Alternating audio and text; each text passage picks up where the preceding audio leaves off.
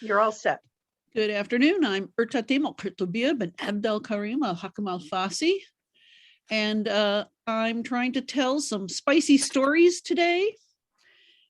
And let me note that I didn't find exactly everything I thought I'd find, but I think I found some things that will be interesting. So everybody unmute yourself, please. And when I say the word spice, just say what's the first spice you think of. Salt. Zatar. Cinnamon. Cinnamon. Pepper. Pepper. Cinnamon. Well, I'm hearing some of the most popular spices in the European and Islamic world being mentioned. Two of them are pepper and cinnamon. Somebody said salt, but that's not a spice. It's a seasoning, but it's not a spice. And then I couldn't hear everything else, but I appreciate everybody doing that. So what is a spice? Because frankly, in the English speaking world, it doesn't always mean the same thing everywhere. So as an American, for me, a spice is a very specific thing. It's an aromatic or pungent plant product that is a seed, a fruit, a root, a rhizome, a stem, a flower, bark, or some other plant substance, primarily used to flavor or color food. And they are also sometimes used as medicine in religious rituals, cosmetics, or perfume. I distinguish spices from herbs because to me, herbs are generally leaves, flowers, or stems of plants used fresh and green, although we do sometimes use some dried herbs, especially back when we couldn't always get fresh herbs in America, but now most supermarkets carry fresh herbs too.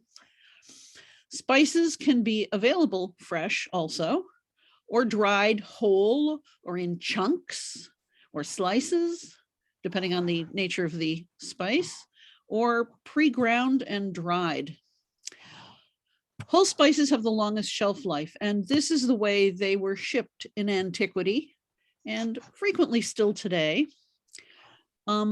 Fresh spices are usually much more flavorful than dried spices, or they have a slightly different flavor, but fresh spices can be more expensive, and they definitely have a shorter shelf life than dried spices. So this is a map and of the ocean trade. Most spices, most of the time before 1601 were transmitted across the oceans. Earlier, there were spices going along the Silk Roads, but once they figured out how to use the monsoon winds to their advantage, the sailors and traders went by sea.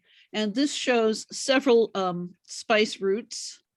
The red lines are the most typical ones. People still tended to usually sail close to land, but there are times when they would go way out into the ocean. And how did they travel? Many of the original merchants were from the Indonesian islands, which are here, if you see my little pointer making a circle. These are the Indonesian islands, which used to be known as the Spice Islands. And they traded a great deal with China.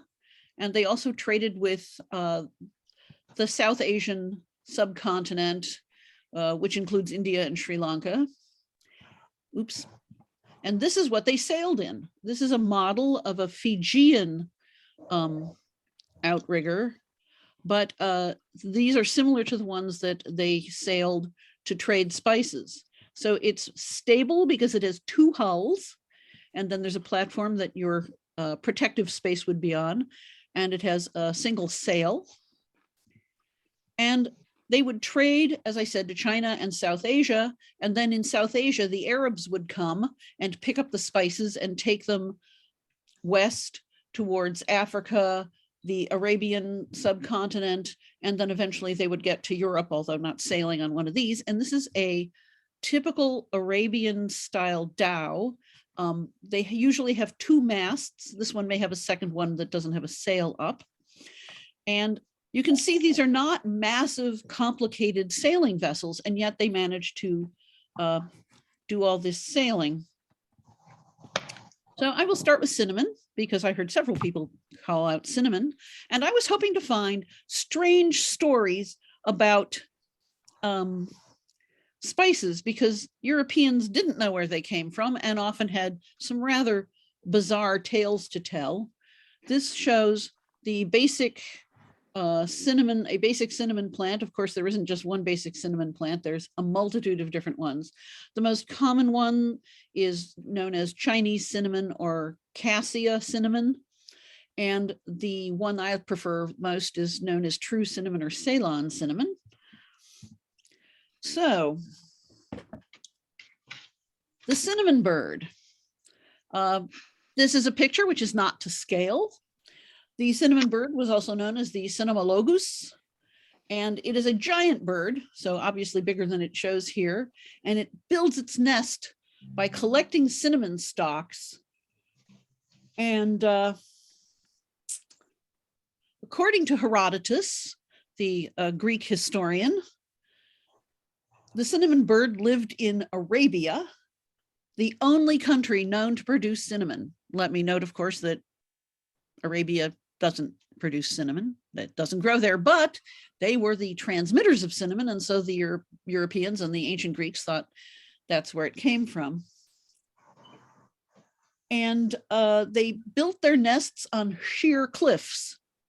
Again, not in this picture, but this is, I think it's from the 14th century, so they weren't really sure. And to get the cinnamon, the Arabians had a special trick.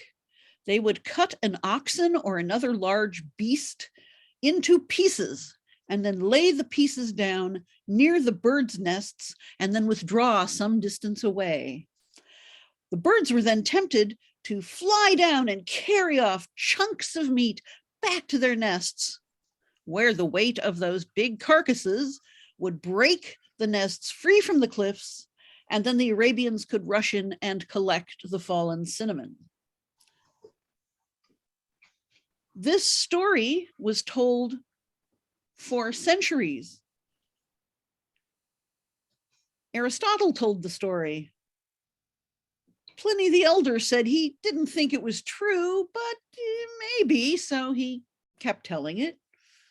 It shows up in the 7th century Isidore of Seville, and it even shows up into the 14th century. At some point in there, people began to get a better idea of where cinnamon came from, but it was such a good story, they just kept telling it.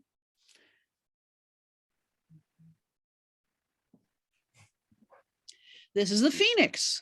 We've heard stories about the phoenix. There can be only one phoenix at a time living in the world.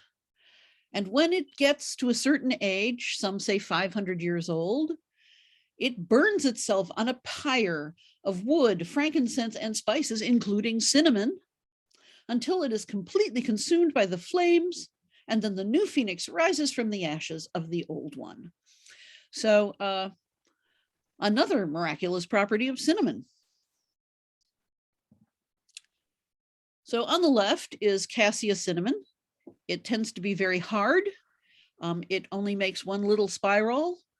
It's got a powerful pungent flavor, and it's the one most of us are most familiar with.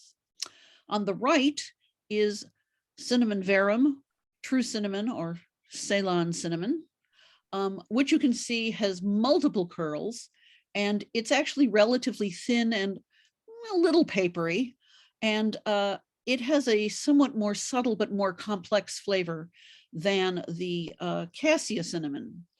And if you noticed in the first picture, there's several other kinds of cinnamon there.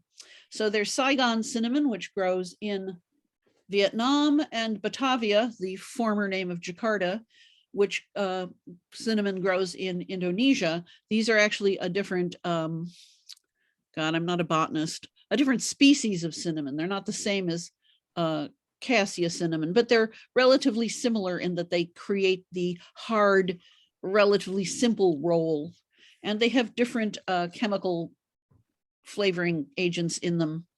But they are sometimes substituted for Cassia cinnamon, depending on how much is being produced in a year or how much demand there is for it.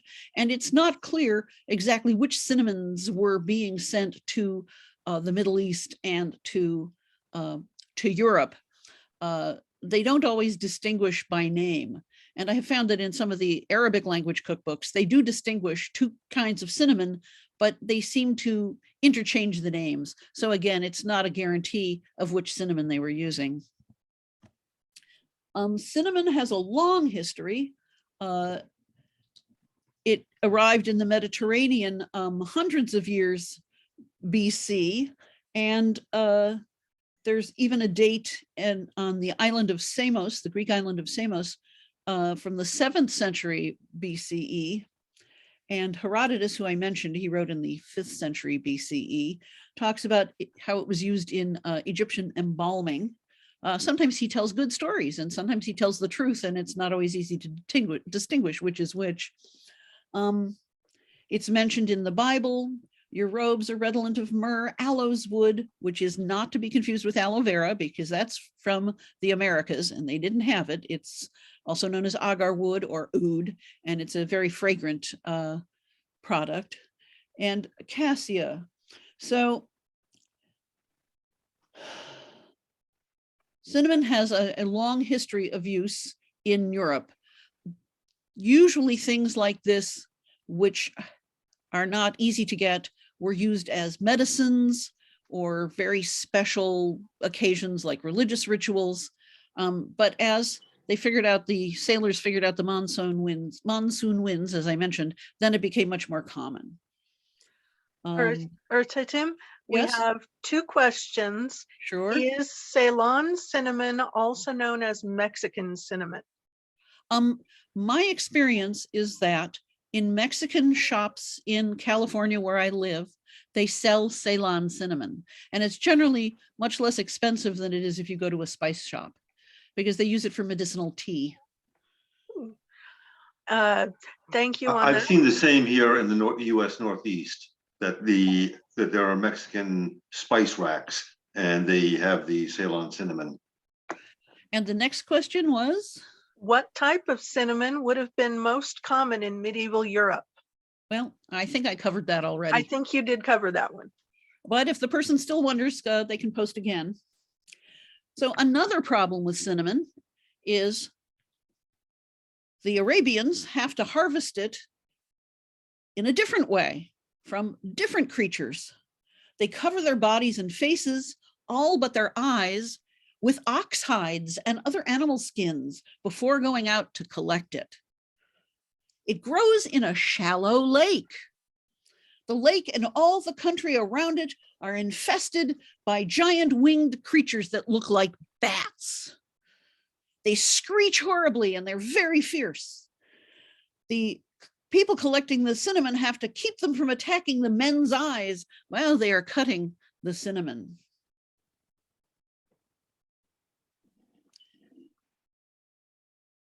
So there are several other stories that are similar to the first one I told about giant hunks of meat breaking the nests.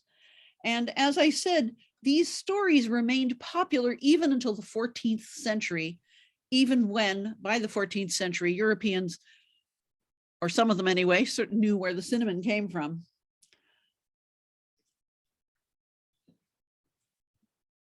The next most popular spice, or perhaps the most popular spice, is pepper. So I have 3 kinds of pepper here in this picture. On the left is piper nigrum, which is black pepper, but white pepper is the same thing with the skin removed. There's also green pepper, but that wasn't used much in the past because it needs to be preserved and harvested young, and you wouldn't make as much money taking the young pepper buds off. So you waited till it got ripe. These reddish pink ones here are not pepper. Those are from a plant that grows in South America. And it's commonly thrown into pepper mixes because it looks pretty. But it's, I have it written down somewhere, but I'll find it, what its name is. But in any case, it wouldn't have been known in SCA period. In the middle is cubeb, or Berkubeba, which is also known as tailed pepper. And if you look at the picture, you can see how they have a little stem sticking out of them, which is its tail. It has a peppery flavor, but it also has a slightly lemony flavor as well, a slightly citrusy flavor. And it grows in Indonesia, whereas Piper nigrum grows in South Asia. Of course, now these have been spread into a wide variety of places, but I'm talking about originally. And there on the far right is long pepper. In fact, this was a preferred pepper for quite a while. It has a stronger flavor than black pepper. And often in the old days, people got them confused. They thought that the long pepper, which if you see has lots of tiny little sort of poppy seed shaped dots on it, those are actually the peppercorns around the outside of this fruit. And they used to believe that this was the young version. And then as the pepper ripened, it became the larger pepper over here. They are pretty clearly two different things. And for a while, long pepper was popularly used in Europe, but there was competition over who was selling what. And usually, you know, the person who wants to make more money will find a way to outdo the other guys. So at a certain point, the sale of long pepper became restricted. Pepper was also known to the Greeks and the Romans, and in fact, various writers would complain that the Roman Empire was spending way too much silver and gold, sending it off to South Asia to buy pepper and having huge warehouses stored full of peppercorns. We're talking about Piper nigrum. And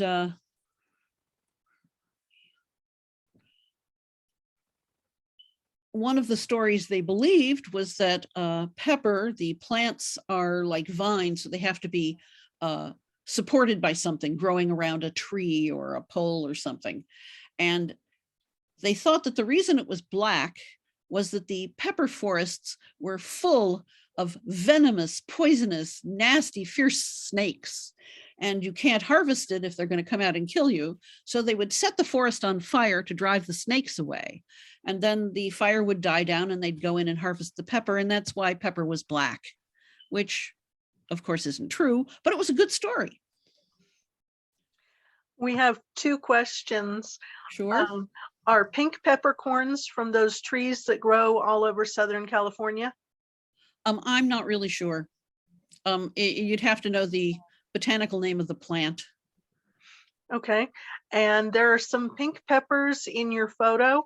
Yes. Are those an actual peppercorn or another spice? Well, as I said, those come from a plant that grows originally in South America. And so they were thrown in there by whoever wanted to take the picture to make it look pretty. They're not peppercorns, and they would not have been used in SCA period. Now, there is a red pepper seed, but the photographs I've seen of it, because it has to be dried in order to be transported, they're kind of a dark, rusty or brick red when they're dried. So they aren't this bright pinkish red color. Cubebs were quite popular for a while, and they were Srivijaya, which was a kingdom in the now Indonesian island of Sumatra, had a special trading relationship with China. So the Tang dynasty, which was from the 7th to the 10th century, bought a lot of the cubeb.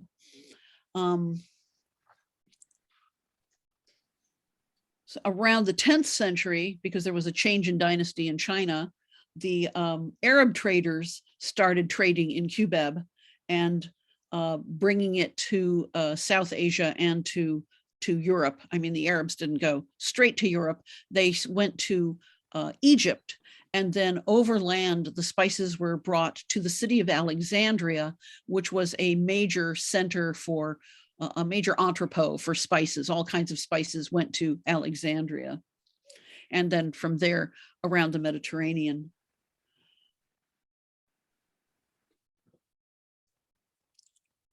However, as I said, there was some conflict between long pepper and regular pepper, and in 1640, the King of Portugal prohibited the sale of cubebs in order to promote the sale of black pepper, over which they had some control. So they're still, trying to keep you from using the other kinds of pepper. But I recommend trying to get all of them and see what flavors you like. They're called for in various recipes. I think that at sometimes one might have been substituted for another if it was hard to get one. Other things that I don't have pictures of here that are somewhat peppery and sometimes used as substitutes for pepper are grains of paradise, Aframomum malagueta, which comes from Africa, and it's one of the few spices that originates in common use, one of the few spices in common use that originates in sub-Saharan Africa. It grows in West Africa, and it's related to cardamom, and it and cardamom are both in the ginger family, Zingiberaceae, which I will be getting to ginger soon. And it was transported on camel caravans through the desert and through North Africa, and then to Sicily, which for a little while was under Islamic control, and then had a very mixed culture. And then from Sicily, it would get transported to Italy, and then into the rest of Europe. But in the 16th century, after the 16th century, the use of grains of paradise in Europe declined. Again, black pepper was just so easy to get. At this point, it was just incredibly easy to get, and anything that was difficult to get, it might be more expensive, and that would be less desirable. Also, I note that in the first edition of the book Plain Delight, which many people who are starting out cooking medieval food use, the first edition translated the name incorrectly, and it says cardamom. And in the second edition, they corrected that because what spice was actually called for there was grains of paradise. So if you have a first edition, watch out for that. Cardamom actually doesn't show up a lot in European or Middle Eastern cooking. And there are several different kinds of cardamom. They're in a couple different genera. So one genus is Elateria and another genus is Amomum. And I have found that if I want unusual cardamom, I can usually find it at a Chinese medicine supplier. It's native to the Indian subcontinent, South Asia, and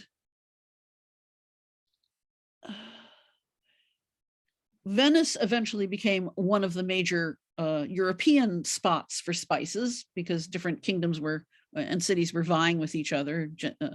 Venice was always in competition with Genoa over who was trading what.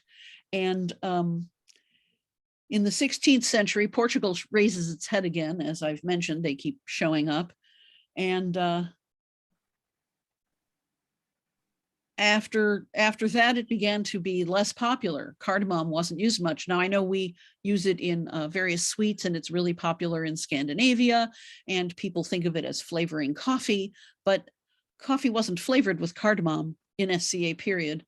So it shows up every once in a while, but it's not as common as pepper or long pepper. The most common kind used in the West is called green cardamom, Elateria cardamomum. Sometimes the outer peel is bleached white, and it's best to buy it in pods and then open the pods up to use the seeds when you want to, because if it's ground, it loses its aromatic substances very quickly. So I recommend if you're going to use cardamom, buy the whole pods and then break them open when you need them. There's also black cardamom, one variety of which is Amomum subulatum, and they are often very brown, not really black, but a dark brown color. They smell smoky, and they have a sort of cool camphorous or mint-like quality to them. And they're not used in cooking so much, but in Europe or in the Arabian cookbooks, the Arabic language cookbooks, but they are used in South Asia where they're native. And here is the name of those pink peppercorns. It is the dried berry of a South American shrub called Scinis mole. So I don't know if that's what's growing in Southern California or not. Now, what did they think? I didn't find any good pictures showing strange ways of harvesting pepper. This is from the Livre des Merveilles, the Book of Marvels, which is a version of the Tales of Marco Polo. This is a French version from around 1410, and it shows people who are very black harvesting peppercorns. In fact, Indians are generally not that dark, but the artist had never seen one, and all he knew was they were darker. These were often packed into bales, so they were not in heavy wooden barrels, but this is what the artist thought might make sense. And there's the European testing the peppercorns. But what did people look like on other continents when you've never seen them? These are the people who would have been near where they were harvesting pepper. Pretty happy with it. There's the dog-headed people on one side, and on the other side, we have people who have no heads, but instead they have faces in their chests. So this is what people thought. There are also some other strange ones, like a torso with only one giant foot that would hop around. And this is a Roman pepper pot. So if you're really rich, you have something like this. It's made of silver with gold on it in various places. The pepper is stored inside it, and I have the dimensions there. It's not really very big. It's 4 inches by 2¼ inches. And I have the metric measurement for those of you who don't use our antiquated imperial system. And this is in the British Museum. Now, long pepper. One of the things that happened when Europeans sailed to the Americas and they discovered chilies, was they thought maybe it was a type of long pepper.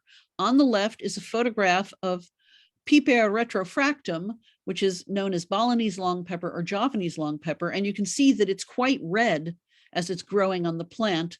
And I believe the other long peppers are not this red. They're more of a grayish brownish color.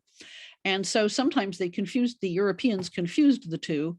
And eventually, this is one reason they stopped using long pepper. But hot chilies never became popular in Europe. But those Portuguese that I mentioned in the 16th century took hot chili peppers and sailed them to South Asia and Southeast Asia.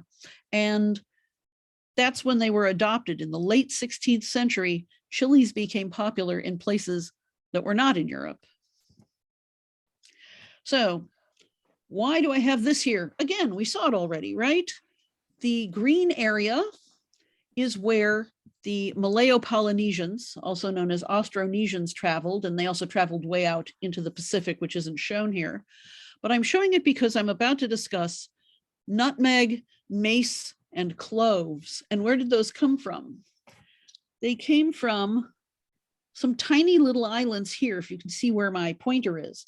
Those big islands, they didn't come from there. They came from tiny little islands in the Banda Sea, which is here near the Moluccas. This is nutmeg, Myristica fragrans.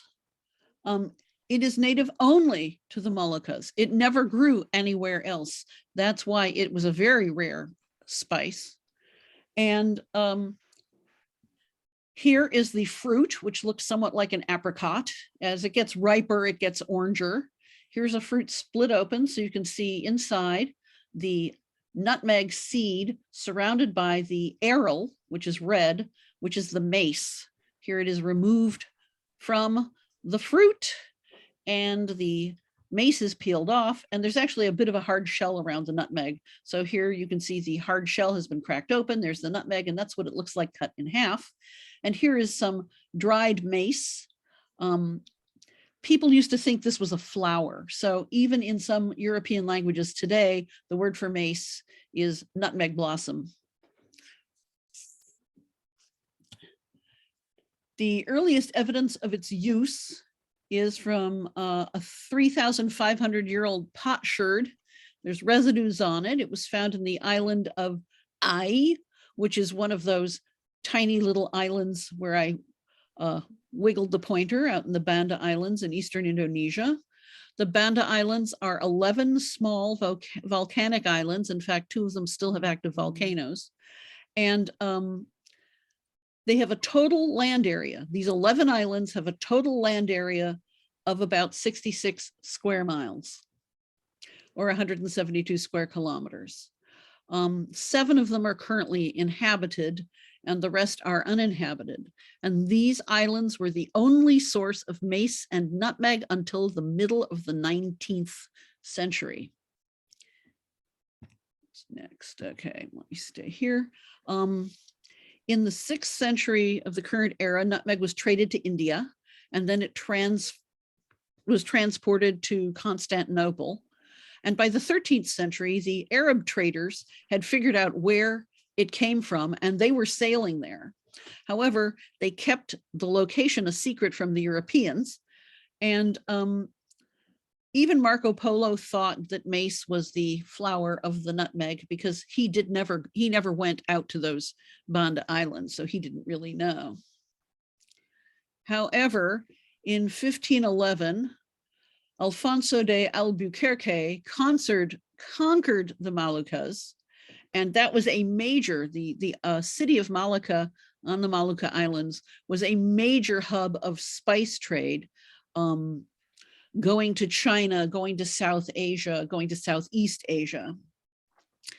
And learning of the location of the Banda Islands, he sent an expedition there, and they probably coerced the Malay pilots of their boat to take them there because they were still trying to protect them.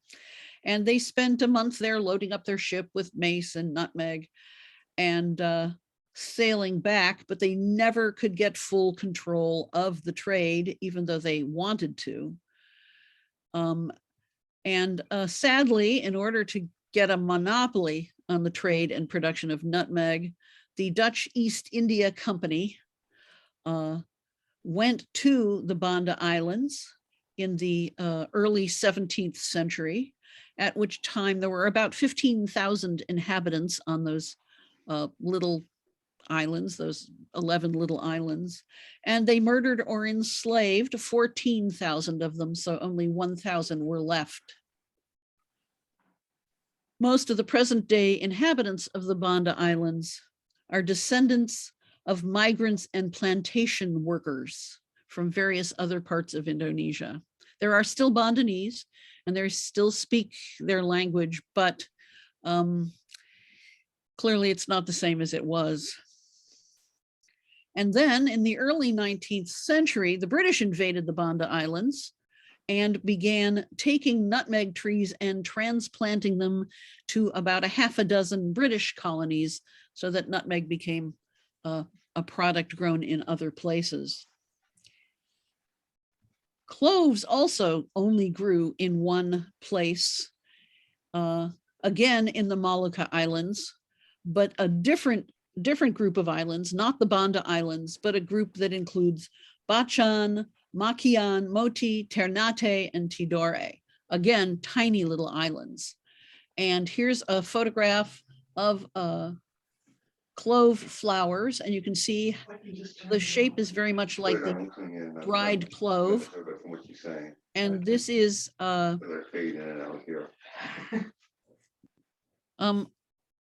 I fading out? Is that what you were saying? No, you're good. I muted the random noise. Okay. And on this side is a botanical drawing of a branch of clove.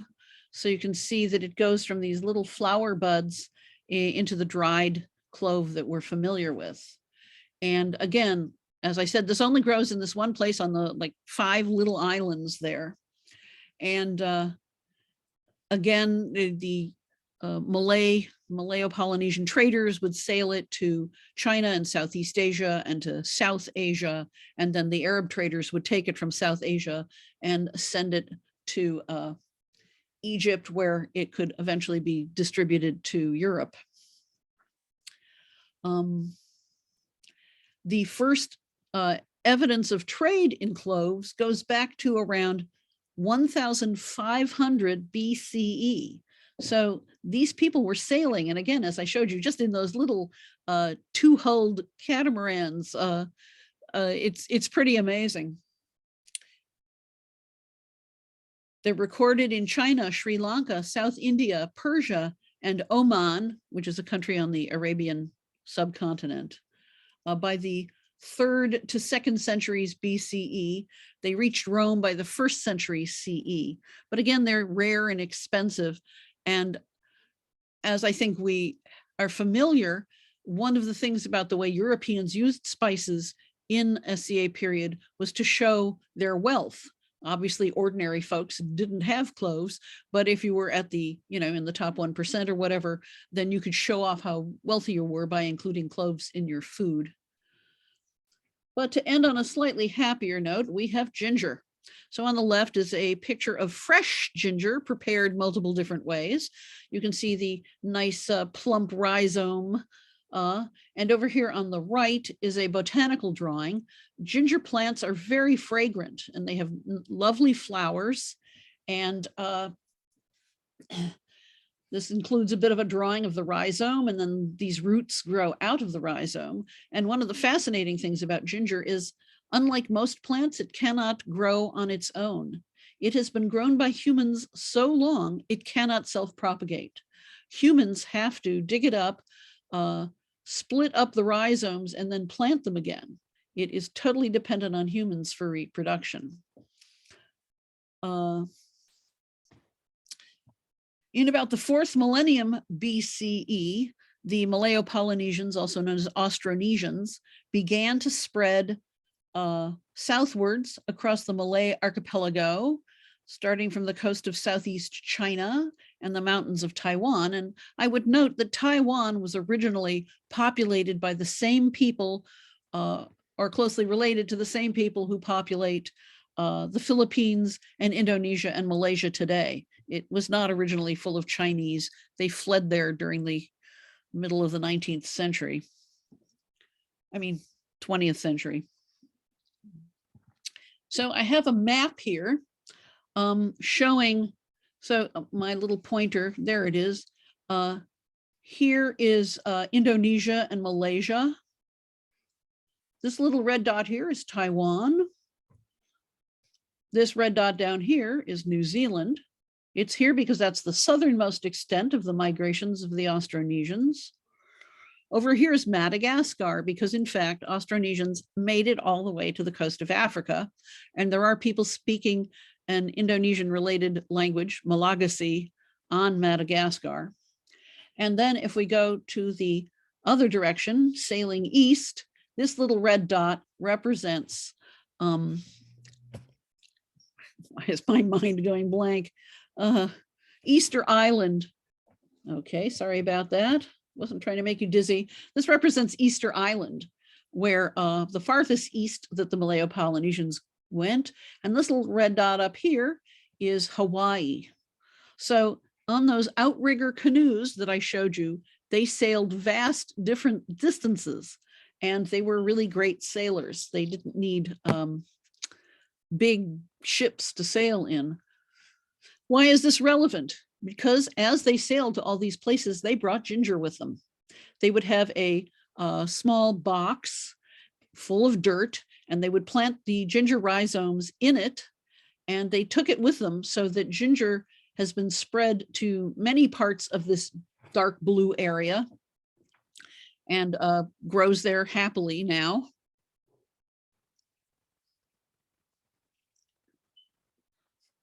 Here's another picture showing them spreading.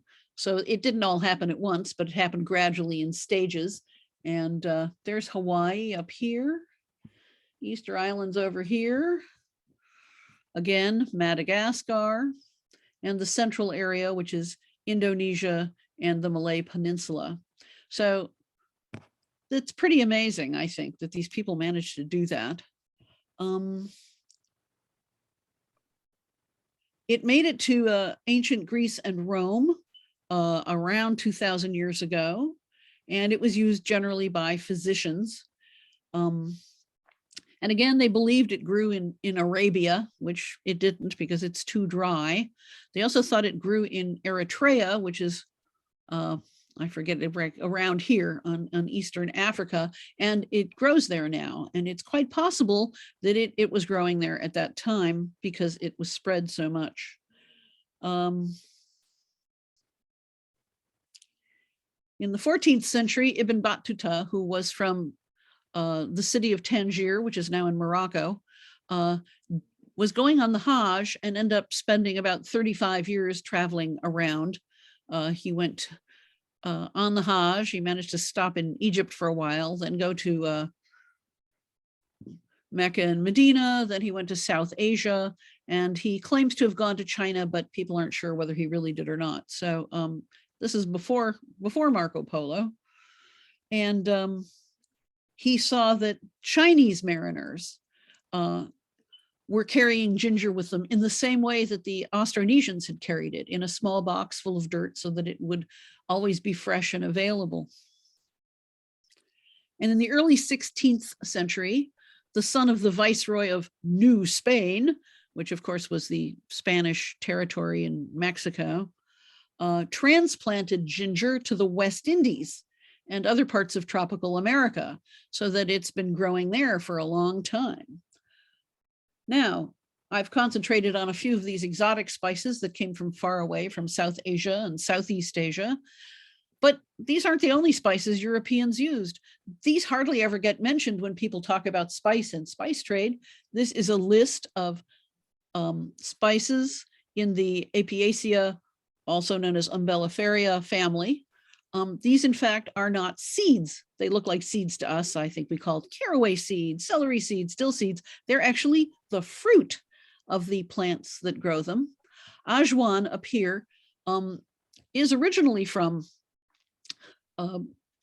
Eastern Mediterranean, but it's not really used anymore in European cooking. It got transplanted to South Asia, and it's very commonly used in Indian food. Other familiar plants with these seeds, which were used so much in European cooking, but get short shrift in all the books about spices, are anise, caraway, celery seeds, because celery in most of SCA period was just these skinny little stalks. They weren't those crunchy things that we fill up with peanut butter. Coriander, which I didn't realize was also in the same family. Cumin, dill, fennel, and lovage. And lovage was used enormously by the Romans, but again, it's not very common now. And I noted several other edible Apiaceae down here at the bottom. They're less commonly used as seeds or spices, such as angelica, asafoetida, carrots, chervil, which is used as an herb, cow parsley, regular parsley, parsnips, which are a vegetable and not a spice, and sea holly, as well as silphium, the mysterious, mystical, popular Roman flavoring. Of course, they're not all edible. There's hemlock. It's in the same family. So just because it's natural doesn't mean you should eat it. Hogweed, which contains chemicals that cause phytophotodermatitis, which means it often it gets red. It raises blisters on the skin if you get some of the plant on you, and then you get exposed to the sun, and then the attractive looking Queen Anne's lace. And there are still more very popular, common European spices and seasonings. Not all of these originally grew in Europe, but they all grew around the Mediterranean, North Africa, Southwest Asia, as well as Europe.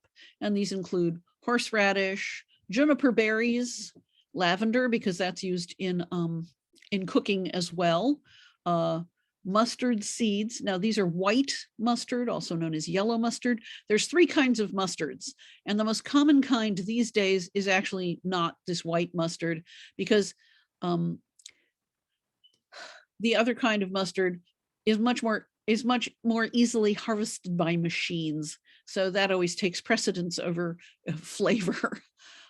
Myrtle berries, which were used a great deal by the Romans and not so common these days. Nigella. Now, Nigella is related to love in a mist. They're in the same family, but the Nigella seeds don't come from the flowering love in a mist, which is a beautiful sort of periwinkle blue color. And Nigella is sold under a variety of names which have nothing to do with what it is.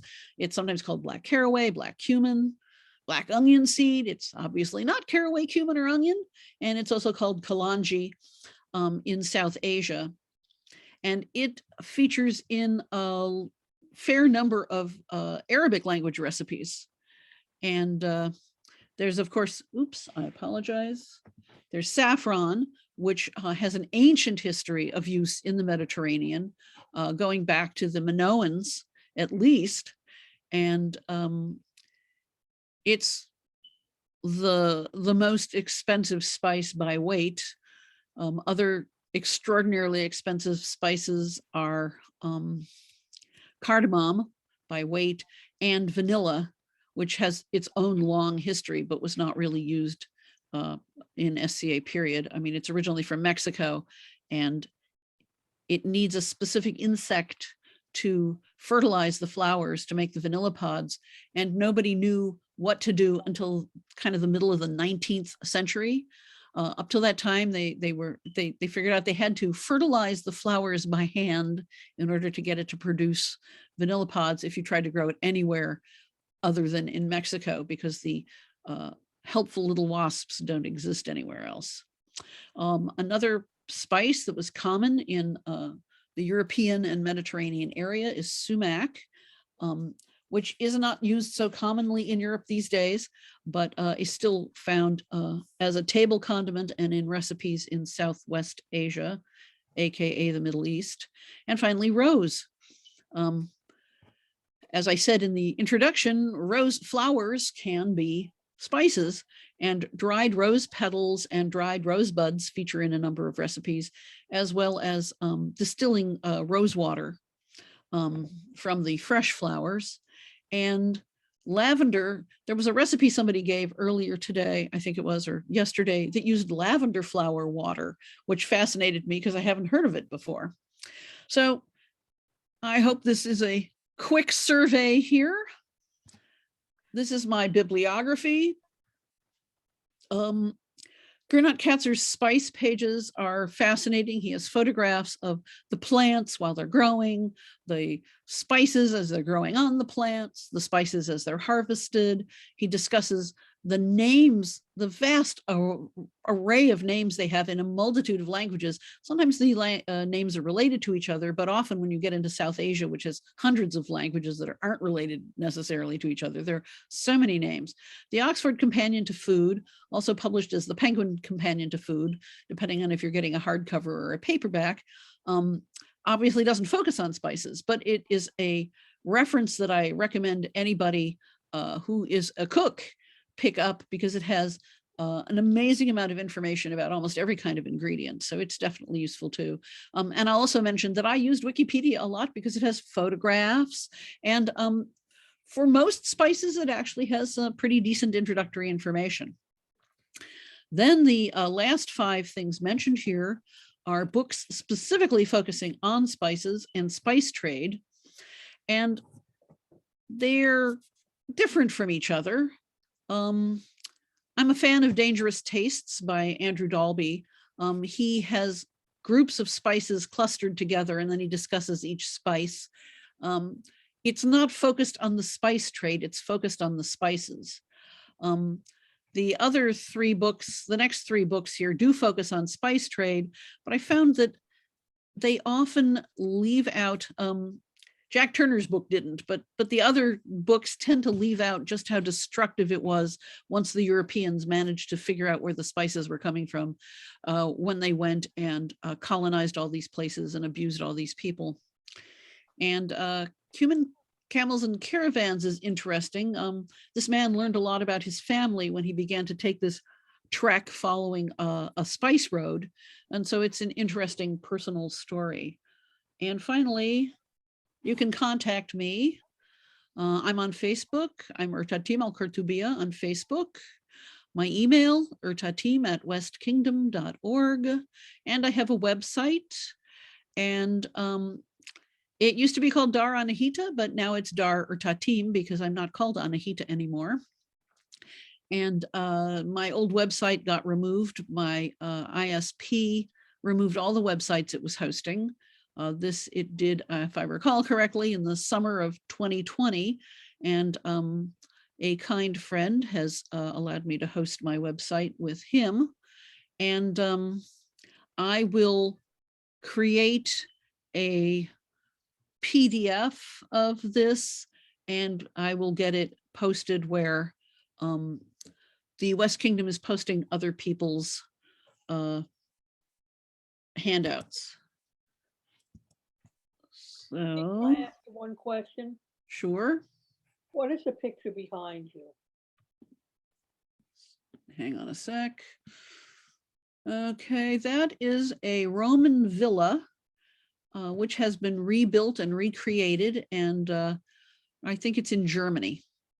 There are a number of Roman villas that have been rebuilt in Germany, and you can visit them, and they are still having herb gardens and farming and all sorts of things like that.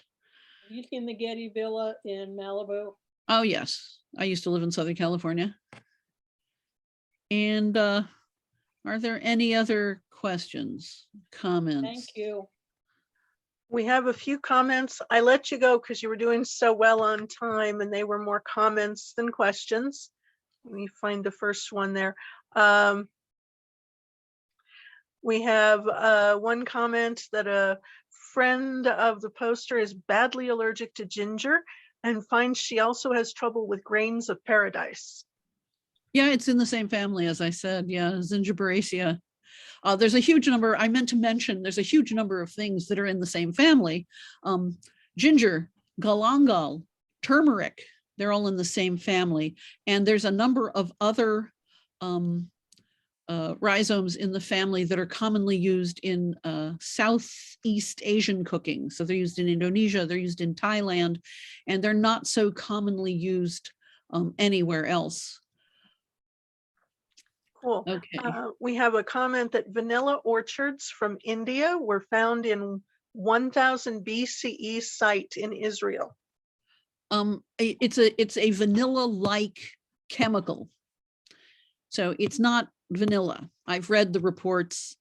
People are like excited, oh, vanilla somewhere else. Well, the chemicals that are in spices and herbs are not unique usually to one single plant, but in different combinations and different quantities are in other plants. So yeah, they found something that is a vanilla-like substance. That's not necessarily the same as vanilla. All right, we have someone who bought their house and were amazed to be gifted with a lavage plant, and they would love Lavage. to understand it better. And then we actually got a follow-up response. Lavage can be used in much the same way as celery or fennel. Dry the leaves for stews, harvest seed. You'll need to do this to keep it from spreading too, or too much if you have the right climate for it. Chop up the young stalks and use them like straws since Yeah, they're hollow. there's a discussion about lovage. I mentioned lovage in Rome, and it figures in a lot of the Apician recipes. I mean, they're certainly not by Apicius. He didn't write them. His name was just stuck on the manuscript as a good selling point. And it's not always clear whether they're using the leaves or the seeds in the recipes. So that's, you know, something people would need to experiment with. I think they were using the seeds myself, but that's just my opinion. And there's a question about what can you say about baby ginger? Well, I didn't really look into it a great deal. It tends to be milder in flavor and very juicy. Sometimes you can find a really young, fresh ginger in Asian markets. It doesn't have that brown tan skin on it. The skin is still kind of translucent and not fully developed. And I noticed somebody mentions The Science of Spice by Dr. Stuart Farrimond. And I have to say the book did not impress me, but we all have different opinions. So if somebody thinks it's great, that's great too, if it's useful. There you go. This is the last class session of the day, so we can continue, or I can stop the recording and let everybody just talk. Well, I have a few minutes left. So, I mean, not left. Well, I actually have a few minutes left, but yeah, I'm available if people want to chat or not. I would like to ask a question. Hello. Hello. So the spices, were they kind of mainly originated in hot climates, and people by accidentally use them and they found that they preserve foods longer, would you say? Is that how they started? As far as I can tell, scientifically, most of them aren't really all that preservative. I'm sure some of them are, but I wasn't focusing on that when I did this research. But I think, you know, as people were experimenting with the plants that grew around them, tasting them, and then eventually controlling their growth through agriculture, you know, they would find that food tasted better if it was more complexly seasoned than if you just ate a chunk of meat and salt. Adding other things that grew around you to them could make it much more pleasant. Certainly Greece was a focus of many spices in terms of trade throughout history. And if it didn't originate there, the Greeks were importing them even, you know, many thousands of years ago. And also they had the medicinal, kind of accidentally they may found that they had a medicinal use, I suppose. Sure, some of them do. And some of them, because they are rare and expensive. Like Hippocrates.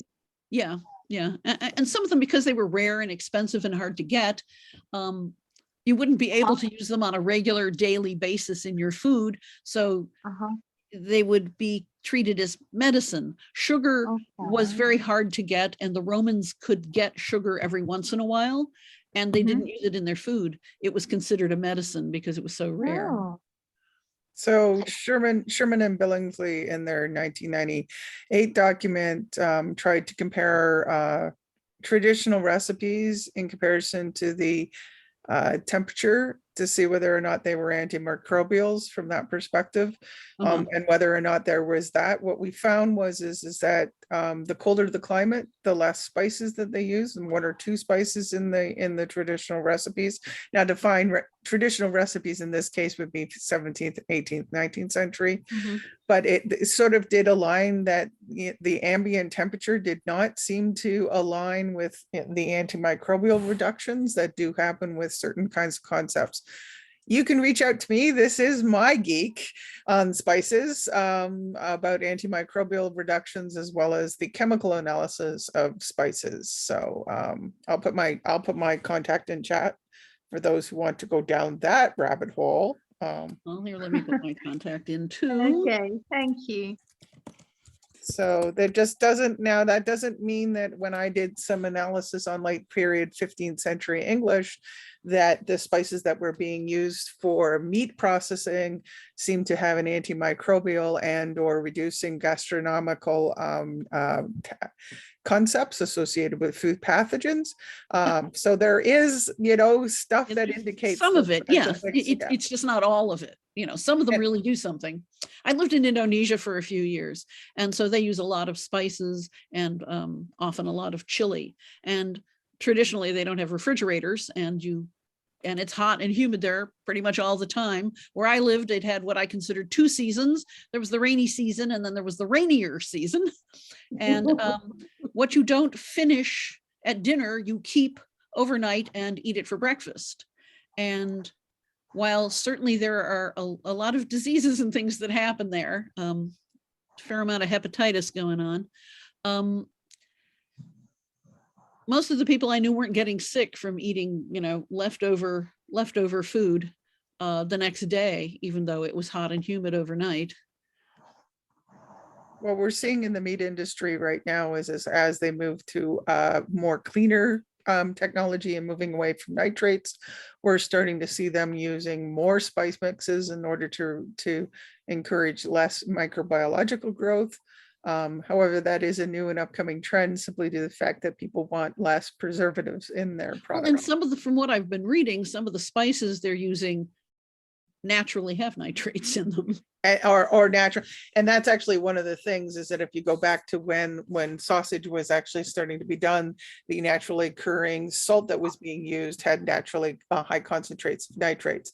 So, but there's a maximum concentration, whether or not you live in Canada, which would be the Canadian Food Inspection Agency, or whether you live in the United States, and that's the USDA, indicate what the acceptable levels of nitrates would be and associated with meat processing. But we're starting to see that trend of people looking at sort of antimicrobials for particular meat processing in order to be in combination. So, And one of the things that that I learned, before I started playing with the historic foods, I did a lot of slow cooked barbecue, and I found one of the things I discovered was, oh, look, there are nitrates and nitrites that are coming into this food because I'm smoking it.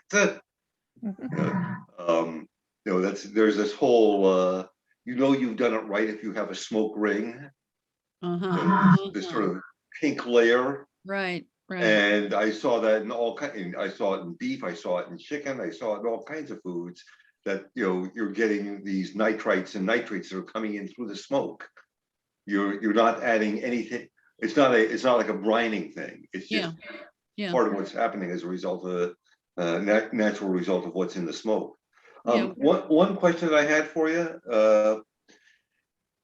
every time I visit certain of the my local ethnic groceries, I see all kinds of interesting old world spices of one sort or another, and it's one of those things I look at and say, well, I found this stuff, I wonder how they used it back in the day.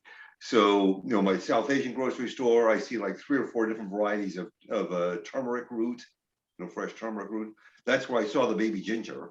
Was, at the local South Asian. Yeah, I see it here too sometimes. It's just there, for during certain times of the year.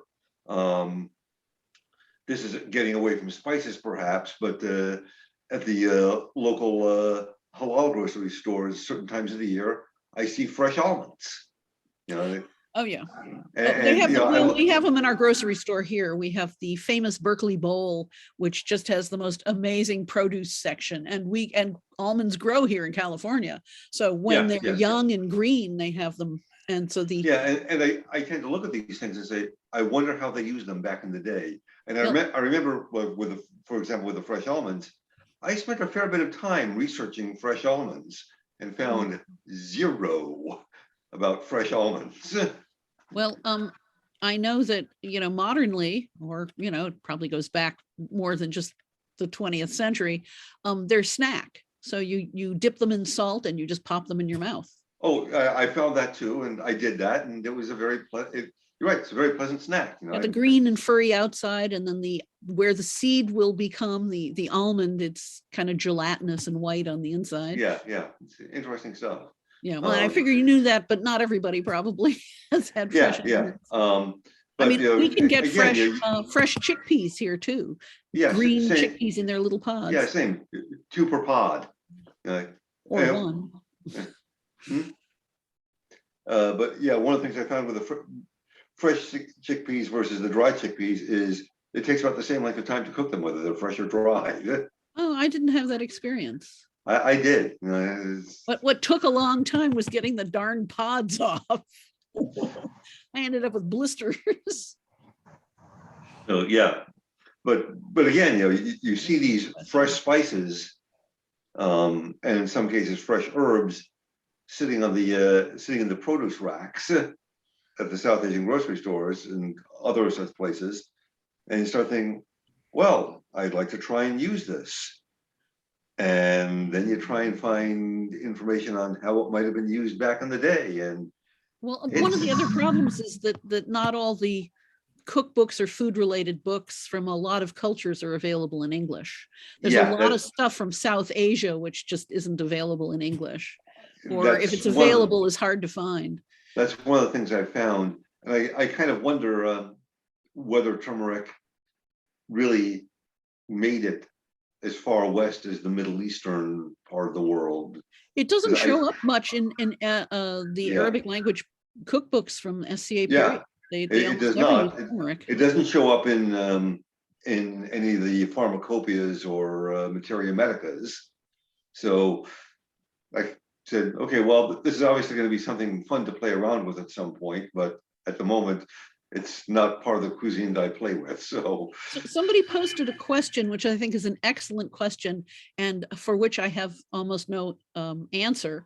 And that is, how much is climate change anticipated to affect spice availability and or where spices are grown? And that's an excellent question. I'm not really sure. Some parts of the world are getting drier and some parts are experiencing more rain. Some places are getting hotter. I don't really know any places that are getting colder that I can think of. So that's an excellent question and I have no answer for it. Earlier, when you were mentioning preservative type things with some spices, is that, and us changing over to more natural ways to do that, especially in the media industry, is that part of the reason why rosemary is used much more frequently, that we're finding it in certain types of things like you would never find before? Who was the one who was answering those questions? Arwen? Arwen? Maybe she's not with us. Maybe she stepped away for a minute. I know that I'm doing okay right now, but sometimes, you know, you got to take that potty break. There you are, Arwen. I did take a potty break. That's where I went. So yes. What was the question? It Sorry. was about the use of rosemary. As a preservative. Not as much as a preservative, just simply due to the fact that when you look at rosemary, sorry. Rosemary. Rosemary does have some antimicrobials, but not necessarily like the big hitters. Yeah. That would be, you know, so pepper is a helper. Ginger, mace, and cloves are the three main big boys that kind of significantly make a reduction.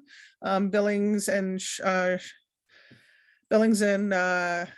Sherman's documented from 1998 actually gives you a list of all of the spices that you could look at and all of some of the herbs and some of the flavorings, including onions and garlic, and what the antimicrobial is as well. So I was just if I pull that document for a second, you were asking about rosemary. Let me get to rosemary. Let you know.